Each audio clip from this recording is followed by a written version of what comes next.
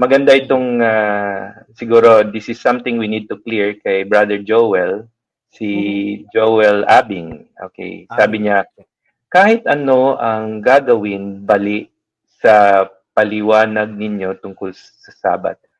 Hindi ko alam yung bali means broken, hindi ba? Babaliin yung kanilang paniwala. So binabali. Makatayo pa rin yan. So tatayo pa rin yung Sabat.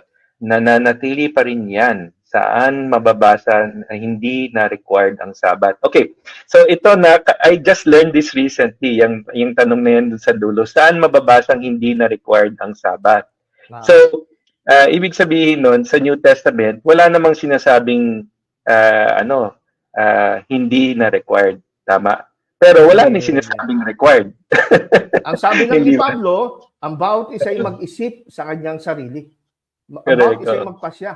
Di ba yun sabi ni Paul sa Romans chapter 14 verse 1? Siguro maganda i-share natin to, brother. Sige po. So, maganda tong tanong ni Brother Joel. Kasi tanong nga. Yan din ang tanong natin. I mean, ito, dati na rin nating tanong ito, nananatili pa rin sa atin kasi eternal nga ang pagkaisip sa Sabat eh. So, ito, masasabi ko na yun din ang aking pag-iisip dati.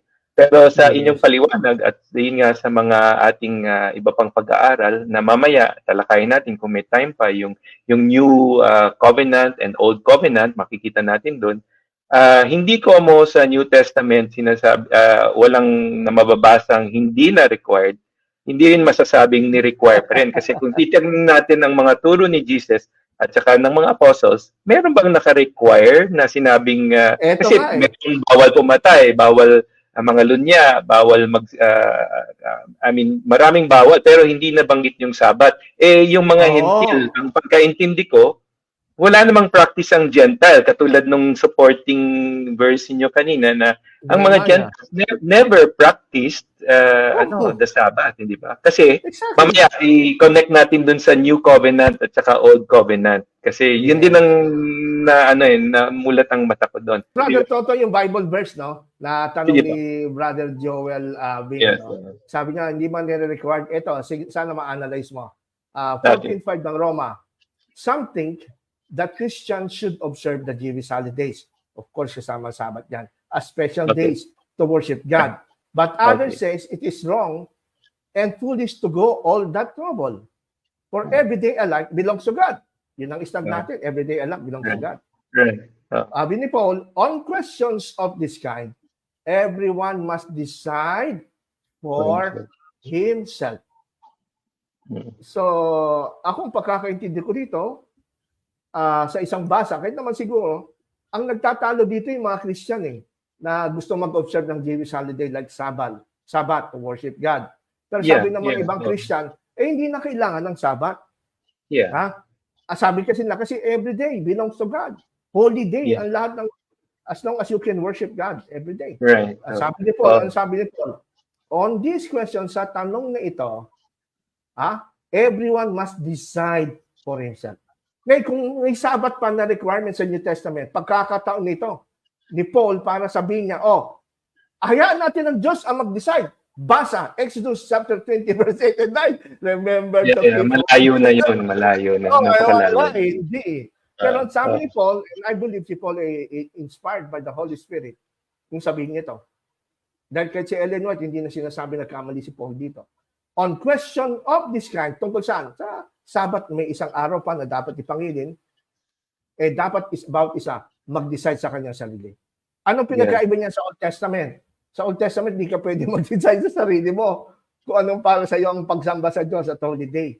Ang Diyos ang nag-decide nun, which is the Sabat. Pero nung ito'y nawala na, sa panahon ng Kristiyano, eto na tayo, nabubuhay na tayo, Brother Paul. Sa panahon natin, kagaya tayo ng mga nagsasabi na hindi na natin kailangan mangilin pa ng araw ng Sabat kasi para sa atin, every day belongs to God at every day tayo ang Sabat kay Kristo. The rest of the days, araw-araw. So yung question na ganitong klaseng tanong, si Paul na nagsabi, hindi kami si Paul. Yung tanong tungkol kung requirement pa ba ang Sabat, ang sabi ni Paul, hindi na requirement.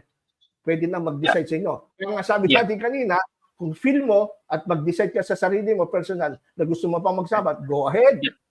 Decision mo yun. Pero wag mo naman pilitin yung iba na maggayahin ka ng Sabado rin. Yun ang ayaw ni Paul.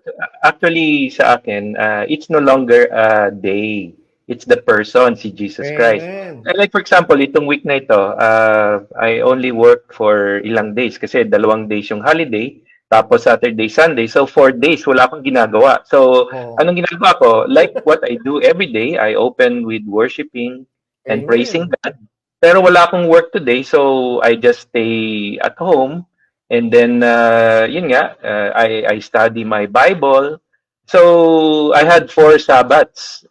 I mean, I'm blessed kasi nga, I like to really study God's Word. I love the Word of God. And sana nasagot yung tanong ni Brother Joel na saan mabasang hindi na required ang Sabbath. Babalik natin yung tanong.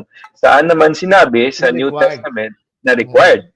So kung patas lang, so if you feel it's required, then let you be, please go ahead, but don't require those who, don't require those who have been set free the basic law of sin and death, di ba? But I hope wag siyang ma-offend because this is just an explanation. Now, if he insists that it is a requirement for righteousness and salvation, then that's between him and God, di ba? Kasi kung i-require pa yan, kung i-require pa yan, bakit sinabi ni Paul sa 2:16 ng Colossians? So don't let anyone criticize you for what you eat or drink or for not celebrating Jewish holiday, feast, new moon, ceremonies, or Sabbath. For these were only temporary rules that ended when Christ came. They were only shadows of the reality of Christ himself. So there's no point. Hindi na required. Ngayon, kung required pa, pwede mo i-criticize ang sino man na ayaw mag-celebrate ng Sabbath. Kaso, sabi ni Paul, kahit nga sa pagkain hindi na dapat tayo i-criticize, pero hindi na iwasan. Hanggang ngayon may nakikriticize pa rin sa atin. So let's pray for these people. We pray for them na yun nga, they be set free kasi it is an unnecessary stress. When it comes dito, yes. Ang linaw dito, yung mga yan, Sabbath, mga pagkain, temporary rules lang yan. At natapos, ended nung dumating na si Kristo. Pag ikaw nagpatuloy pa rin pala, Brother Toto, sa pagbabawal, criticize ng kung anong pagkain na bawal, hindi at Sabbath, para mo na sinabi, hindi pa nakarating si Kristo.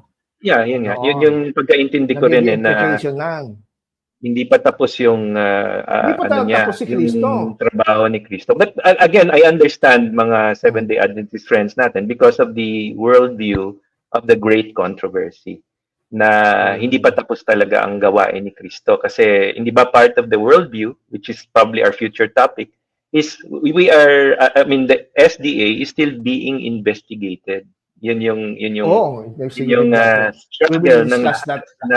to be discussed yan in the future. Pero just in this Sabbath issue alone, I thank si Brother Joel. So at least I hope na mayroon siyang konting liwanag dun sa nasabi natin na yun nga, yung Sabbath, hindi pinagbabawal, hindi rin nire-require sa New Testament.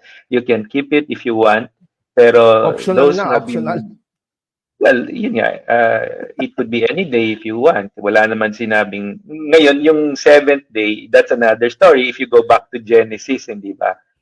Yung paliwanag nyo previously, yung Hebreo nga na it is found only in the rest, yung pahinga ng Diyos. Pero ako, Brother Toto, hindi na ako babalik dyan kasi satisfied na ako kay Jesus Amen. Kasi si Jesus ang reality and si Jesus ang completeness.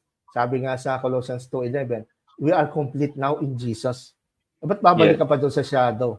Kumbaga sa nung panahon natin, Brother Toto, di ba yung camera na may film pa, bibili ka pa ng film, kakabit mo, tapos pag puno na, papadevelop mo pa yung film. Pag tinignan mo yung negative ng film, malabo, hindi mo makita, parang siyang shadow lang. Pero kailangan mo ipa-develop para makita mo yung buong picture. Yung finished work. Yung finished work.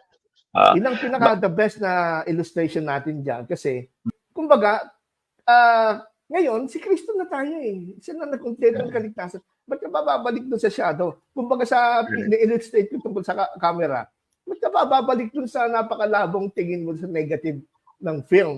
Samantalang na-develop mo na Finished. Wala pa ako nakitang tao na brother Toto. Ayaw ko dyan sa finished product. Gusto ko dito sa Gusto ko yung negative. But then,